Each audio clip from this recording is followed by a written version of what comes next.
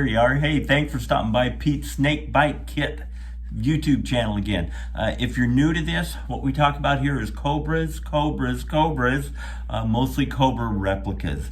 Today we're going to be looking at some continuation cars at the Shelby American facility here in Las Vegas. You can see some of the lights there in the background.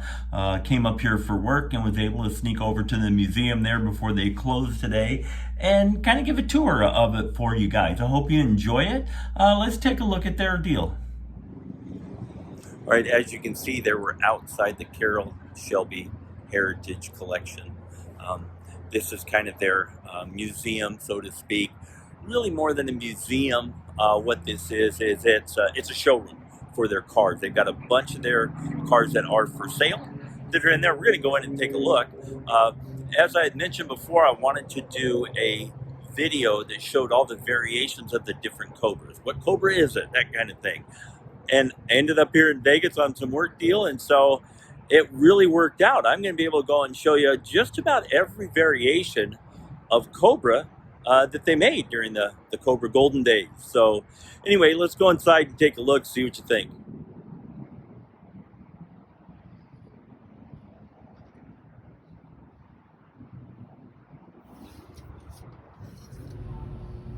Really cool gift shop they've got here. And these things here that actually say Cobra on them, one of the very few things in this whole shop that actually say Cobra. And Ford Marketing got a hold of things. They said they've only got one or two things in here that actually say Cobra. I guess lawyers got a hold of things, and Ford actually owns the name Cobra, and Shelby can't use it. There's tons of snake logos everywhere because it's kind of hard to copyright the shape of a cobra snake, right? Anyway, the place got a great gift shop, lots of cool t-shirts, sweatshirts, hats, plaques, all kinds of neat stuff. Gary Shelby was a very passionate guy.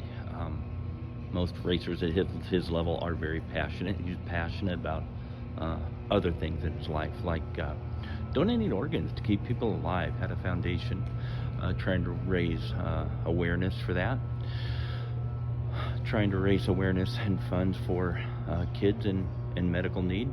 Did a lot of good for them, and he was recipient of a heart. I think most people know that, but you can see the quote here. When you hear the words, "I think we found you a heart," there's nothing sweeter than that, right?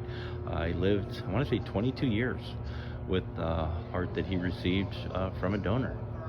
So anyway, interesting, very passionate guy, and obviously cared about the human race, which is pretty cool.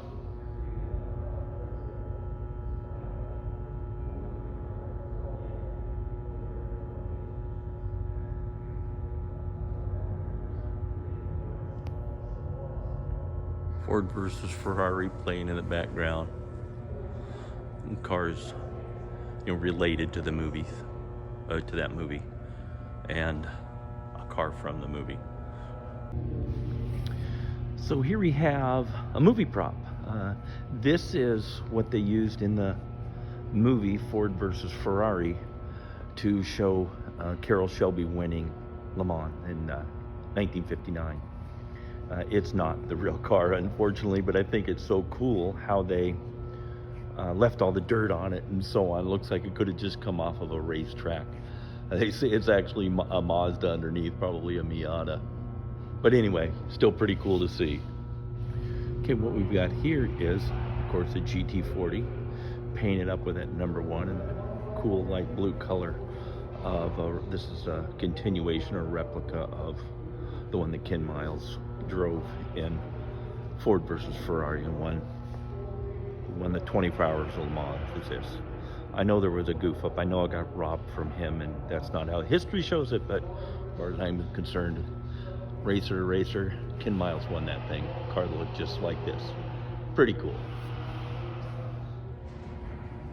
So this one here's got a bow on it because trying to get people to buy them for Christmas time, of course. Anyway, this thing is basically made to look like the CSX 2000, the first Cobra ever made, which Shelby kept until he passed away, actually.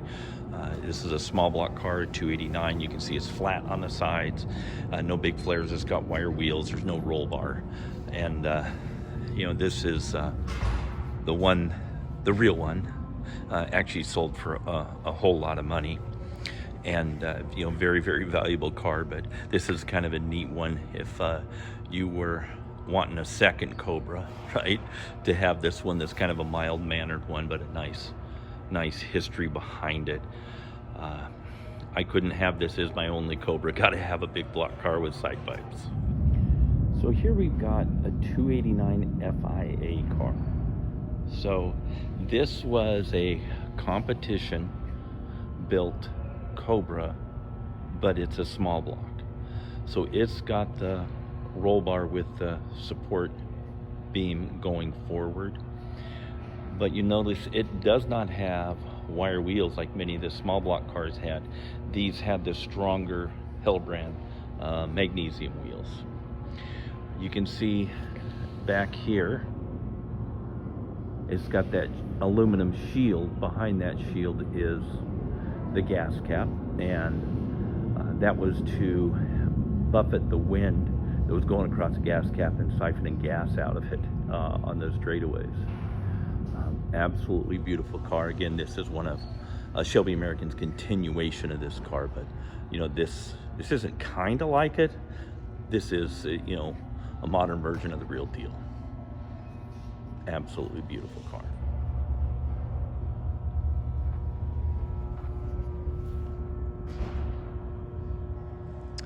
All right, so here we have a continuation car, and these cars are for sale. This is kind of their showroom, and this is would be a SC semi-competition 427 car. There's no side pipes on it because there's no engine in it because it hasn't been sold yet. But this is kind of the quintessential classic that someone would want to build when they're building a Cobra. It's a blue with the white stripes, chrome roll bar, the big flares that were on the big block cars and so on. These are something you can come up to Shelby and buy one, so you're not waiting for a kit and having to build the kit like I'm doing. Costs a little bit more money though. Good looking car though. All right, here's a beautiful red small block car made to look like a couple that they built for rally driving. You can see the little push bar in front. We got scoops underneath for brake cooling. Again, a small block car, but it's got not wire wheels, but it's got Hillebrands that are knockoffs, a little bit stronger wheel. It's got this fender flared out a little bit in the back to catch rocks from the wider tires. It's got kind of a side pipe, not like a big block car, a little tiny side pipe poking out there. Again, on the small block cars, usually the race ones had the roll bar going forward. Race car dash stuff. It's got a gas cap there with that air shield in front of it, right, to kind of buffet the air going over the cap so it wouldn't suck so much fuel out of the tank as they're going. Nice looking car. Okay, this guy here was called a Shelby Daytona Coupe. This is a beautiful car. Obviously, it's an aluminum body, and this is the one that Pete Brock designed to put some aerodynamics into a Cobra, so that wasn't wanting to float off the ground when it was going 160 or 170 miles an hour. And these things did work aerodynamically and picked up a whole bunch of mile an hour. The car went a lot faster even on short tracks like Riverside, but where it really shined was, of course, on the Mousson Straight at Le Mans. And some of these actually ran over 200 miles an hour with a 289 in it. Pretty impressive. Beautiful car. So here's an aluminum example of a replica or continuation car. My understanding, if it's aluminum, this is probably a Kirkham car. As I said before, if budget wasn't an issue, this would be in my garage. Absolutely beautiful car. It is a Shelby Cobra. I mean, parts are interchangeable. These things are just a work of art. I've seen these upside down on a rotisserie, and just too much to explain. I wish I could show you a picture of that. Anyway, that's a 427 semi-competition version is what this would be a replica of. Okay, another really good reason to jack your budget way up and buy an aluminum car is you can do some really creative stuff with the aluminum finish. You know, both of these cars are great examples of how you can have a polished car with brushed stripes, or, you know, brushed logos and images on them and so on. I've seen cars that are brushed with polished stripes, which is kind of cool too. And I've seen cars that are just the whole finish is brushed. Guys I've talked to that have brushed Kirkhams, so it's actually pretty hard to take care of, because when you get a fingerprint on it, you kind of have to Scotch-Brite the whole quarter panel to make it look normal again. There we have a few really nice aluminum cars.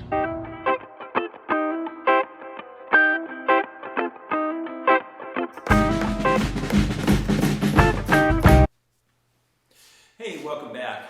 I hope you liked that video. Went to the Shelby Heritage Center, saw all those cool cars. What I want to do here is just kind of backfill it with some facts now that you've seen those. Hopefully this will help it all make sense, tie it all together.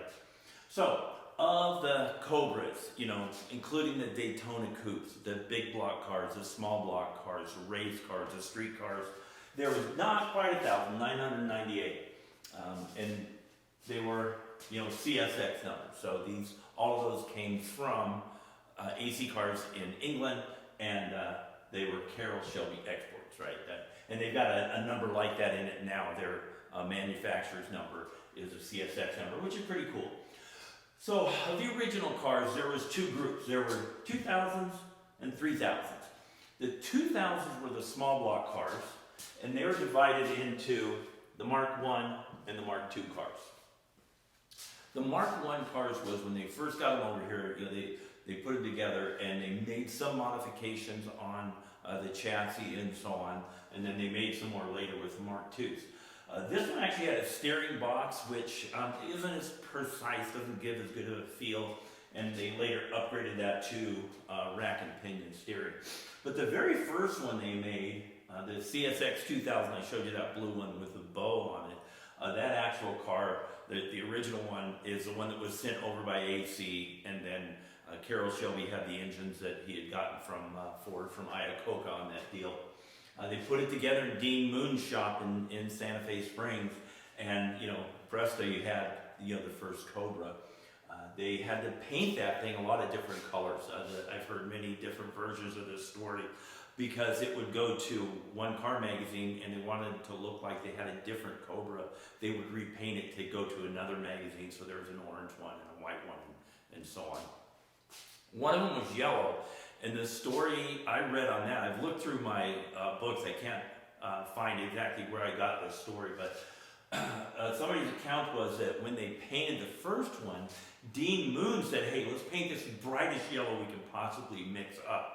And they did, and that was the color of the first Cobra, and Dean Moon said, hey, that's my Moon Yellow, and that's where that one came from. Okay, small block cars, some had 260, some had 289, some had generators on them, big giant generator instead of an alternator on the very early cars. I believe those were the ones with the 260s. There were 75 made with 260s, 51 made with the 289s of the Mark I cars. Then they upgraded some stuff on the suspension and moved to rack and pinion steering. Those were called Mark II cars, and there were 528. So most of the Cobras that were made originally were a Mark II car with a 289. Then they upgraded it to what we really think of when we think of a Cobra as a big block car. The CSX 3000 had a 428 or 427 in it, and they made 343 of these, including the race cars and the semi-competition street cars and so on.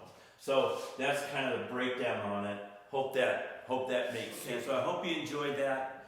You guys know where the subscribe button is. Hit that. If you hit the subscribe, you'll get notified when all my other videos come out. and the car's going to be here in the next month, I hope, and we're going to start building this thing, and I think that's probably what a lot of you are interested in. So stay safe out there. Can't wait to get started on this thing, and thanks for watching.